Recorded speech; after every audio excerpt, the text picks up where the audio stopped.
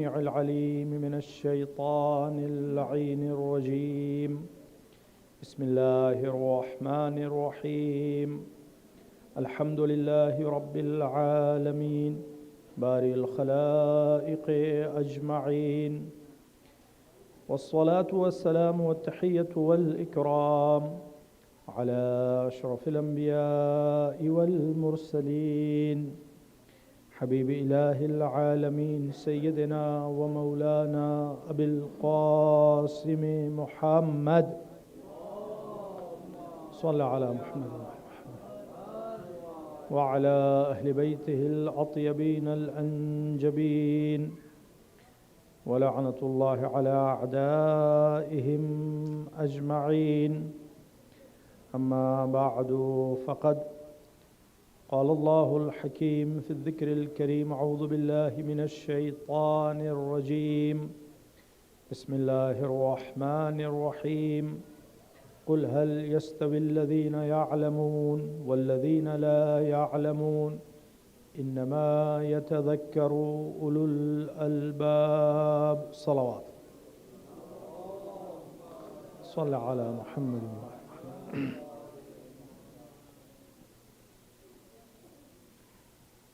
الحمدللہ آج 6 روزے ہم لوگوں نے رکھ لیے.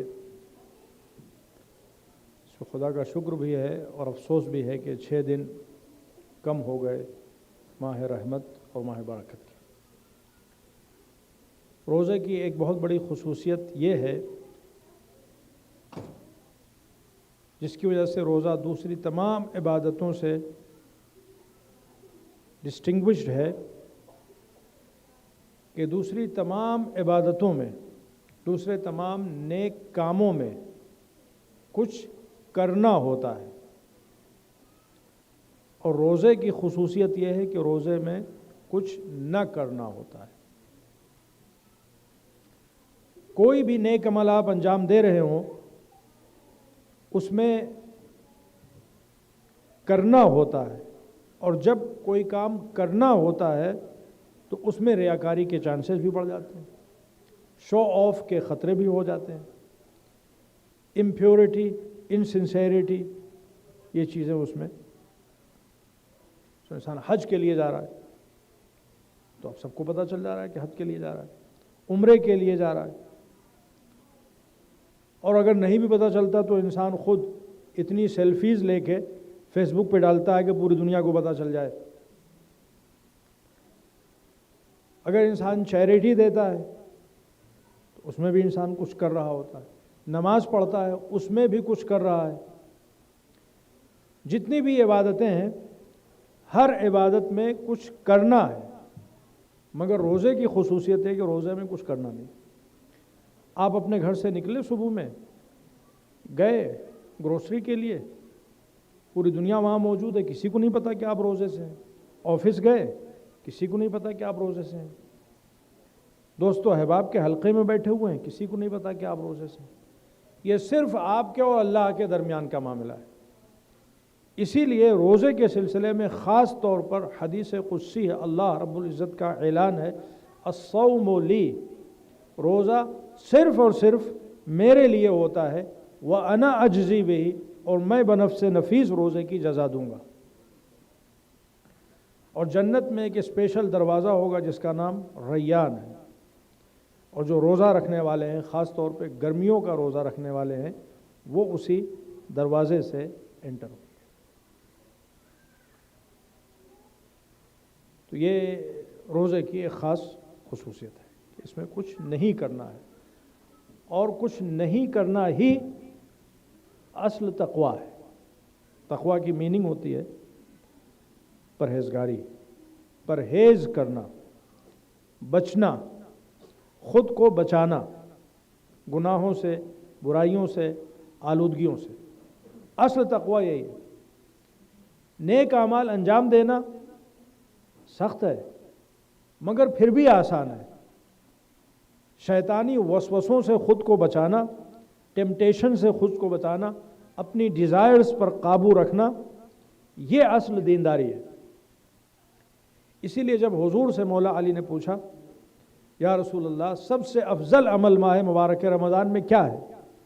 तो हुजूर ने किसी अमल का जिक्र नहीं किया, तहज्जुद का जिक्र भी नहीं किया, हर रोज़ 10 जुज़ पढ़ने का जिक्र भी नहीं किया, किसी भी नेक अमल का जिक्र नहीं किया, बल्कि हुजूर ने फरमाया अल वरा अन महारिमिल्लाह, सबसे अफजल अमल माह मुबारक रमज़ान में ये है कि जो हराम चीज़ें हैं, जो अनलॉफुल चीज़ें हैं, जो शैतानी ख्वाहिशात हैं, उनसे इंसान अपने आप को बचाए रखे। ये सबसे अफजल अमल है और यही इंसान का सबसे बड़ा टेस्ट होता है।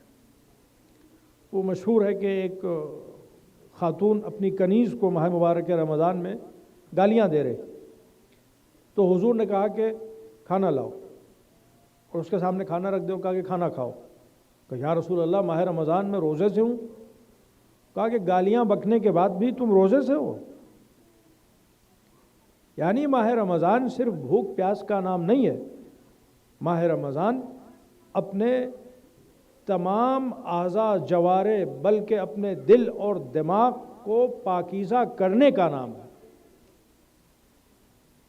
इसीलिए इमाम जाफ़र सादिक़ अलैहिस्सलाम ने फरमाया इदा सुमता, व्हेन यू फास्ट, फल यसुम समउका व बसरुका व जिल्दुका व शअरुक, when you fast make sure that not only your stomach is fasting, your eyes are also fasting, your hands are fasting, your skin is fasting, every single part of your body is fasting, and that is the real fast, and that fast is going to take us closer to Almighty Allah. जो गुफ्तगू का सिलसिला जारी था उसी को आगे बढ़ाते हैं. We're discussing the biography of our top scholars who have contributed highly to the madhab of Ahlul Bayt alayhimu salatu wasalam, and they have left very rich legacy for us to ponder, reflect and learn. Today we will start a conversation about one of the pillars of our religion. Definitely we will not be able to complete the conversation and it will be extended to tomorrow, but inshallah ta'ala in these 20-25 minutes we'll touch upon the biography of Sheikh Mufid Ridwanullah ta'ala alayh. Sheikh Mufid, he was born to a man who was by profession a teacher, and that's why one of the titles of Sheikh Mufid is Ibnul Muallim, the son of Muallim. His father was called Muallim by everybody because he was a teacher. And Sheikh Mufid rahmatullah alayh was born in 336 or 338, and he passed away on the 2nd or 3rd of Ramadhan in 413. So he lived in fact in 4th and 5th centuries from Hijri calendar. And his name was Muhammad, and his father's name was also Muhammad. Muhammad bin Muhammad Nu'man al-Uqbari.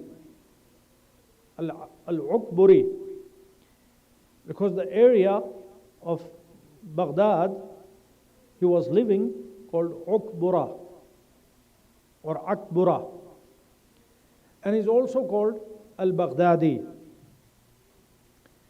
and he also lived in fact in Karakh that still exists. If you ask me what is the biggest contribution of Sheikh Mufid rahmatullah ta'ala alayh,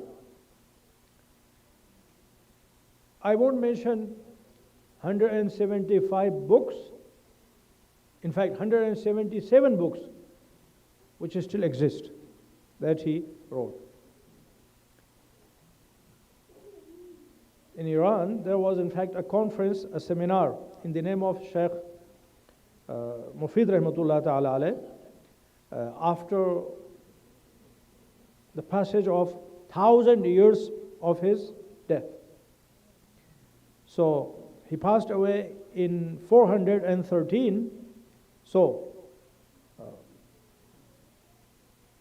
1413 में, they held in fact a seminar under the name of Sheikh Mufid rahmatullah ta'ala alayh, and they invited people from across the world, and there were a lot of articles, a lot of speeches, and in that seminar they in fact published the encyclopedia of Sheikh Mufid rahmatullah ta'ala alayh, which is in 14 volumes, which includes all his works.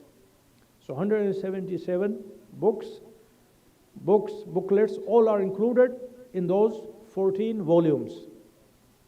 Mawsu'a, that is called Mawsu'a, means encyclopedia. So even though he was a prolific writer and one of the top scholars, one of the top debaters, but I would say his biggest achievement is giving our madhab a shape of moderation in terms of using our intellect and using our scriptures. Before him, our scholars were divided into two groups. Some were obsessed with scriptures, naql, riwayat. They were only focused on hadith, on riwayat, okay, on scriptures. On the other hand, there were some scholars who were mainly focused on intellectual approach. For example, Abu Hanifa, he was focused on just intellectual approach. He didn't believe in a hadith, in the sunnah of Rasulullah sallallahu alaihi wasallam. He used to do qiyas, analogy. This ruling is mentioned in Quran in this way. So this ruling, which is not mentioned in Quran, but it is similar to that which is mentioned in Quran. Therefore, the same ruling should apply to this as well. That's not right. There could be, in fact, something hidden from our eyes or from our understanding. So he didn't believe in riwayat, in a hadith, in the sunnah of Rasulullah sallallahu alaihi wasallam. On the other hand, there were many scholars who just believed in a hadith. For example, Ahmad bin Hanbal, he only believed in the hadith. The similar situation, not the same, was with Shia madhab as well. The followers of Ahlul Bayt alayhi salatu wasalam, they were also divided into two groups. So for example, at that time, the Hawza of Qum, that was absolutely traditional. They believed only in ahadith, in traditions, and that was led by Shaykh Saduq rahmatullah ta'ala alayh. They never allowed intellect in religion. Whatever is written, whatever is in the text, that's it. We cannot reason the scriptures. They were pretty much drowned in the ahadith of Ahlul Bayt alayhi salatu wasalam. So Shaykh Mufid rahmatullah alayh, he was the student of Shaykh Saduq rahmatullah ta'ala alayh. Shaykh Mufid is the student of Shaykh Saduq rahmatullah alayh. But he went into a different direction. He didn't follow his teacher. He introduced, in fact, another ideology in Shia theology. And that ideology was reconciliation between scriptures and scriptural reasoning. Aql or naql, dono ko unhone joda. He combined between intellect and scriptures. That is his that is his biggest achievement. And since then, Shia Madhab has followed that path. And that path has led Shia Madhab led to great achievements. And has made Shia Madhab, in fact, distinguished among all other madhahib, which are found within Muslim Ummah. All are Muslims. We all believe that, alhamdulillah. Anyone who says, La ilaha illallah Muhammadur Rasulullah, they are our brothers, they are Muslim. And all the rights that we have belongs to them as well. Except those who believe, for example, in Mirza Ghulam Ahmad. They believe in, we are not in fact picky about Mirza Ghulam Ahmad Qadian followers. If anyone comes and says there is any other prophet after Rasulullah sallallahu alaihi wasallam, that person will not be counted as a Muslim. We respect them as human beings, but we cannot accept them as a Muslim.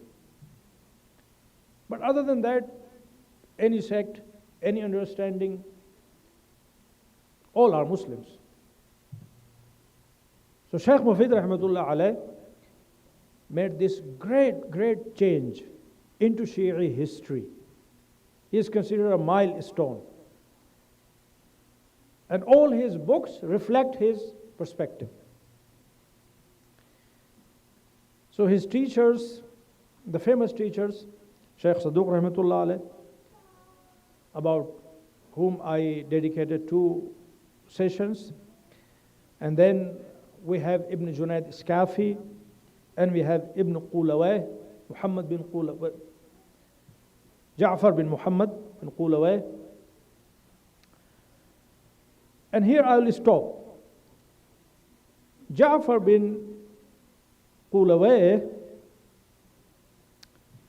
he is the student of Sheikh Kulaini. Sheikh Kulaini is the author of most famous Shi'i book called Al-Kafi. Okay? In fact, honestly speaking, we shouldn't call these books Shi'i books. These books are books of Prophet Muhammad and Ahlul Bayt alayhimu salatu wasalam. They belong to all Muslims. All the Muslims are welcome to benefit from them. There is not even a single word from any other alim. All are the sayings of Rasulullah or Ahlul Bayt alayhimu salatu wasalam. So, Muhammad bin Yaqub Kulaini, Ridwanullah ta'ala alayh, the author of Al-Kafi. Ibn Qulaway studied from him. And he has left, and he is one of the teachers of Shaykh Mufid rahmatullah ta'ala alayh. And he has left a very profound book. Can anybody mention the name of that book? Even though you haven't heard the name of that book, or you don't remember the name of book, but you always interact with that book. And that book is called Kamiluz Ziyarat. Whatever ziyarat you read, when you go to cemetery and you stand in front at the door of the cemetery and say, Assalamu ala ahli la ilaha illallah min ahli la ilaha illallah, ya ahla la ilaha illallah. Or for example, Assalamu ala ahli diyar min al-mu'minat antum lana farat, wa inna insha'Allah bikum lahiqun. Or you go to the ziyarat of Rasulullah, go to the ziyarat of Imam Ali, Imam Hassan, Imam Hussain, and other Ahlul Bayt alayhimu salatu wasalam. Whatever ziyarat you read, that ziyarat has been compiled by this learned scholar. Is it fair that we always benefit from him, but we do not know even his name? So his name is Ja'far bin Qulaway. And he is in fact the teacher of one of the most influential figures in the life of Shaykh Mufid rahmatullahi ta'ala alayh. And his book has 847, if I'm not mistaken, 847 ahadith from Ahlul Bayt alayhimu salatu wasalam, and all are about ziyarat. It starts the book from the ziyarah of Rasulullah sallallahu alayhi wasallam, the virtues of the ziyarah, the virtues of praying in Masjidul Nabi.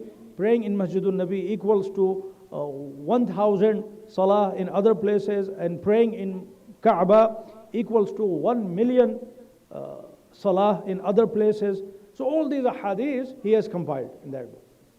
And when you go to the ziyarat of Rasulullah, what you say, how you stand in front of the zarih, all these etiquette and adab. When you go to ziyarah of Imam Ali, when you go to ziyarah of Imam Hussain, of course, I would say 2/3 or probably more than 2/3 of this book is dedicated to talk about Imam Hussain alayhi salatu wasalam. Because Imam Hussain alayhi salatu wasalam ziyarah is considered the most virtuous ziyarah. So all these ahadith come from that book. That is the main source, Kamilu Ziyarat. And there is a beautiful story regarding him. Let me mention that story, and probably will not be able to continue the conversation regarding Shaykh Mufid rahmatullah alayhi, and inshallah we'll resume from tomorrow. There was a group of people called Qaramita. They were absolutely horrible people, unfortunately. And they attacked Kaaba. And they stole Hajar Aswad from Kaaba. And they took Hajar Aswad and put the Hajar Aswad in Masjid Kufa in Iraq. They were based in Iraq. But after 20 years, somehow they regretted. And they made a decision to bring back Hajar Aswad to Holy Kaaba. For 20 years there was no Hajar Aswad. So when they were bringing Hajar Aswad to Holy Kaaba, Ibn Qulaway says, I decided to go for Hajj that year. Because based on a hadith, Hajar Aswad, if put in its right place, it will never stay in its right place unless it is put by An-Nabi sallallahu alayhi wa sallam, or the one who is from An-Nabi sallallahu alayhi wa sallam, from Ahlul Bayt alayhi salatu wa salam, Hujjah of Allah Azza wa Jal, soundproof of Allah Azza wa Jal, an Imam appointed by Allah Azza wa Jal. No one else can put Hajar Aswad in its right place. So my intention was from Hajj to be able to see Imam al-Hujjah alayhi salatu wa salam. Because at that time there was not Prophet Muhammad sallallahu alayhi wa sallam, nor any of the Imams of Ahlul Bayt alayhi salatu wa salam, other than Imam al-Hujjah alayhi salatu wa salam. So he said, I left Qum for Baghdad. And my intention was, after staying a few weeks in Baghdad, I will travel to Mecca to perform Hajj. But when I arrived in Baghdad, I fell sick. And my illness continued and started deteriorating. Even I felt that that was my maradul maut. I'm not going to survive after that disease. So I asked someone to go on behalf of me to visit Imam al-Hujjah alayhi salatu wasalam and ask him some questions. And I wrote a letter, and in that letter I asked Imam al-Hujjah alayhi salatu wasalam, am I going to survive of this disease, or this is my last year, or these are my last days? And then I asked some other questions.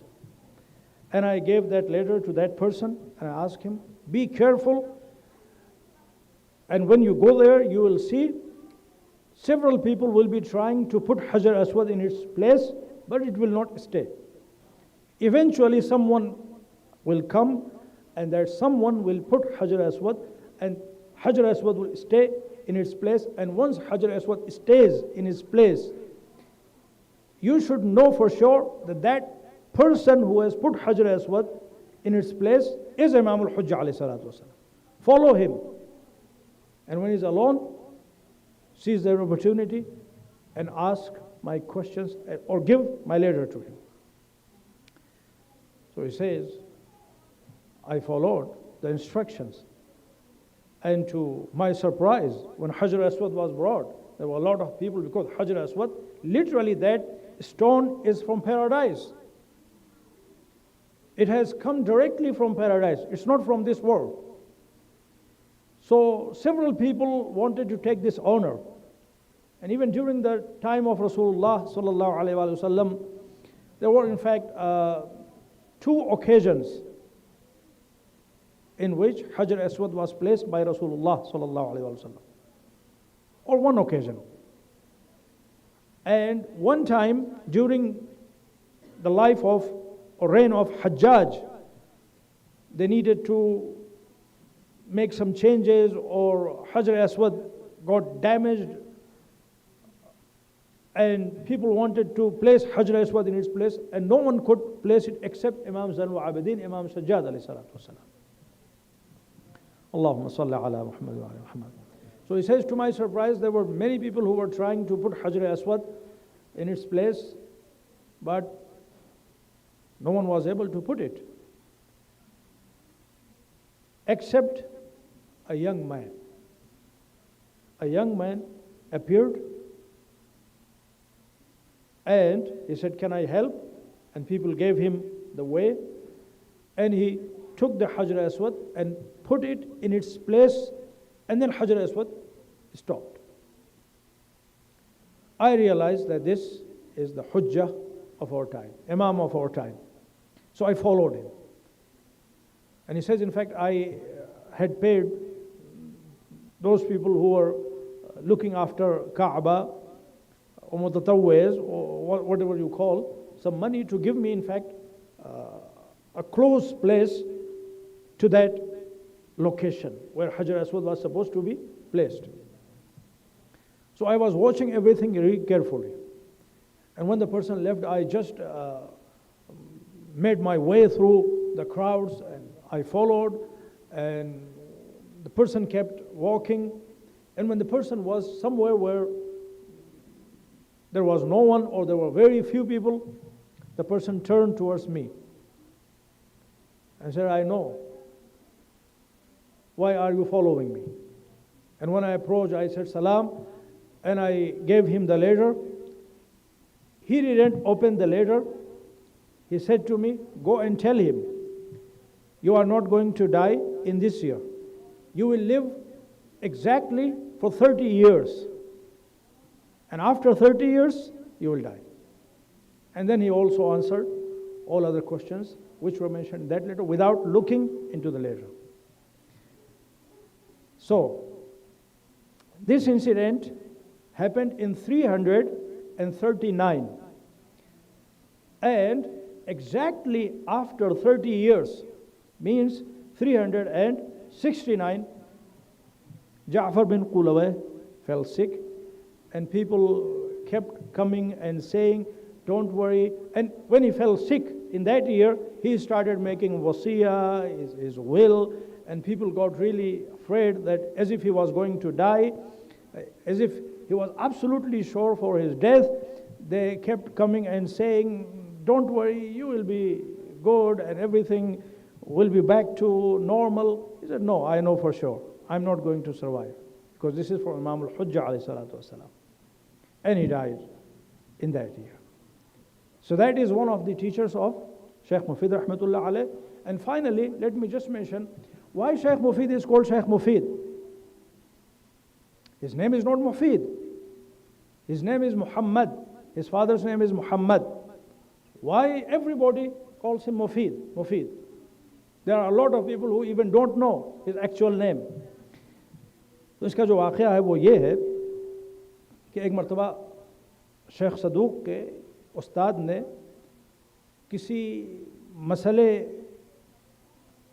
को पूछने के लिए या confirm करने के लिए या कोई ज़रूरी काम था, एक मुअतज़िली स्कॉलर थे बज़ाहिर, क़ादी अब्दुल जब्बार मुअतज़िली, उनके पास भेजा। शेख मुफीद उस वक्त जवान थे।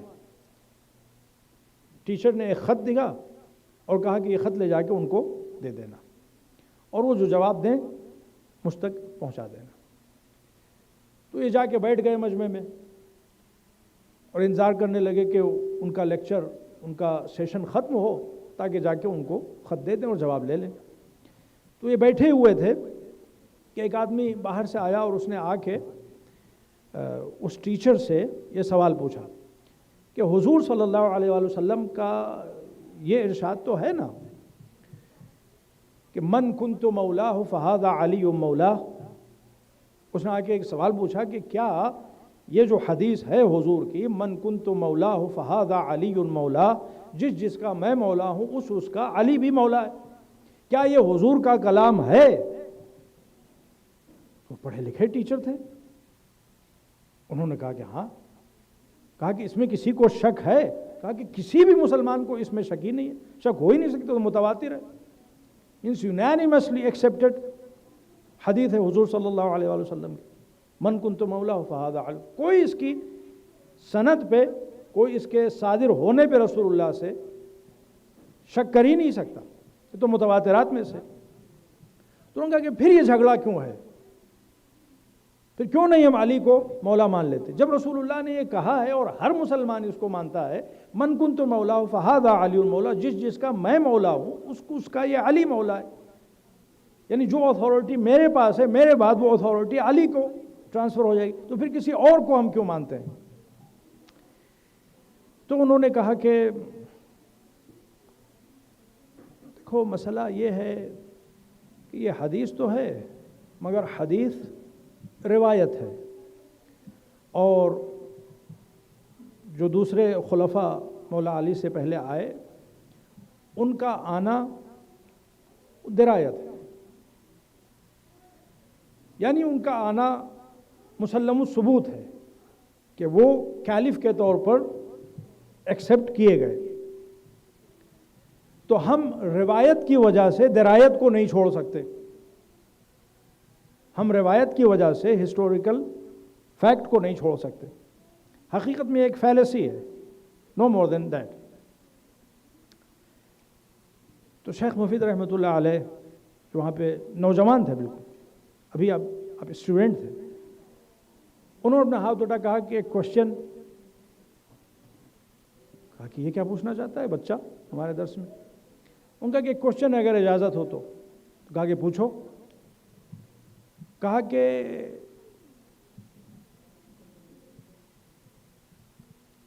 کیا یہ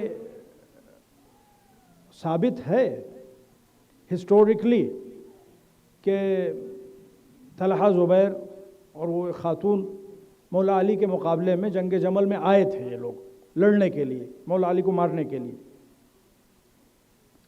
انہوں نے کہا کہ ہاں جنگ جمل میں لڑائی ہوئی تھی اور یہ لوگ آئے تھے علی کے مقابلے میں اور لڑنے کے لیے آئے تھے، ظاہر بات قتل کرنے کے لیے آئے تھے. لیکن پھر بعد میں انہوں نے توبہ کر دی. تو شیخ مفید رحمۃ اللہ علیہ نے پوچھا کہ کیا یہ بھی رسول اللہ کی حدیث ہے کہ جو علی سے جنگ کرے وہ مجھ سے جنگ کرے گا؟ کہ حضور نے فرمایا کہ جو علی سے جنگ کرے وہ مجھ سے جنگ کرے، جو علی سے سلوک کرے وہ مجھ سے سلوک کرے. کہا کہ یہ بھی صحیح ہے اور ان کا آنا بھی صحیح ہے، لیکن پھر بعد میں انہوں نے توبہ کر لی تھی. تو یہاں پہ شیخ مفید رحمۃ اللہ علیہ نے جو جواب انہوں نے دیا تھا اسی کو الٹ دیا. کہا کہ توبہ والی بات ایک روایت ہے اور جنگ جمل میں آنا وہ ایک درایت ہے، اور درایت کی وجہ سے درایت پر روایت کو ترجیح نہیں دی جا سکتی. وہ جو ٹیچر تھے وہ بیچارے گھبرا گئے. انہوں نے پوچھا کہ آپ کون ہیں؟ تو انہوں نے جب اپنا نام بتایا تو وہ بے پناہ خوش ہوئے، اور وہ انصاف ورد ٹیچر تھے. اتنا معقول جواب جو ان کو ملا، اگرچہ وہ دوسرے مکتب خیال سے تھے مگر ان کے اندر وہ ساتھ قلب پائی جاتی. تو انہوں نے شیخ مفید کو بلایا اور اپنی جگہ پہ بٹھایا، اور پھر اس کے بعد میں وہ اپنے کمرے میں گئے اور جو شیخ مفید کے ٹیچر نے لیٹر بھیجا تھا اس کا جواب بھی دیا، اور ساتھ میں انہوں نے ایک جملہ یہ بھی لکھا کہ یہ جو طالب علم آپ کا ہمارے پاس خط لے کے آیا تھا اس کے ساتھ ہمارا یہ کنورسیشن ہوا. اور پھر وہاں پہ انہوں نے لکھا کہ یہ آپ کا طالب علم مفید ہے حقاً، یقیناً یہ قوم کے لیے، ملت کے لیے، معاشرے کے لیے، مسلم امہ کے لیے مفید ہے.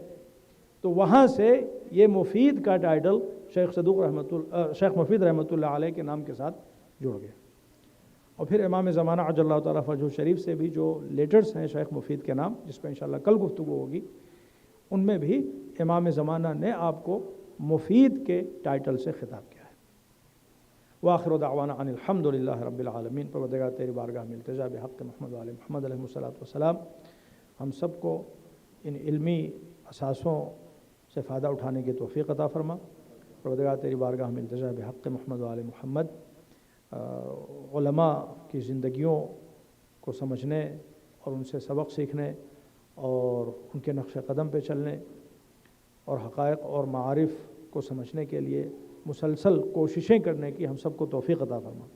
ماہ مبارک رمضان کو اس کی تمام خوبصورتی کے ہمراہ، تمام عبادتوں کے ہمراہ، طاعتوں کے ہمراہ، صدقات و خیرات کے ہمراہ ہم سب کی طرف سے قبول فرما۔ جو مومنین جو مومنات اس بزم میں بیٹھے ہوئے ہیں، ماہ مبارک رمضان کے صدقے، امیر المومنین کے صدقے، رسول اللہ صلی اللہ علیہ وسلم کے صدقے، بی بی فاطمۃ الزہرا، حضرات حسنین اور ائمہ اطہار علیہ السلام کے صدقے، سب کی نیک حاجتوں کو پورا فرما، کسی کو بھی خالی ہاتھ واپس نہ پلٹا۔ پروردگار امام کے ظہور میں تعجیل ہو اور ہم سب ان کے اعوان و انصار میں شمار ہو۔ صلوات۔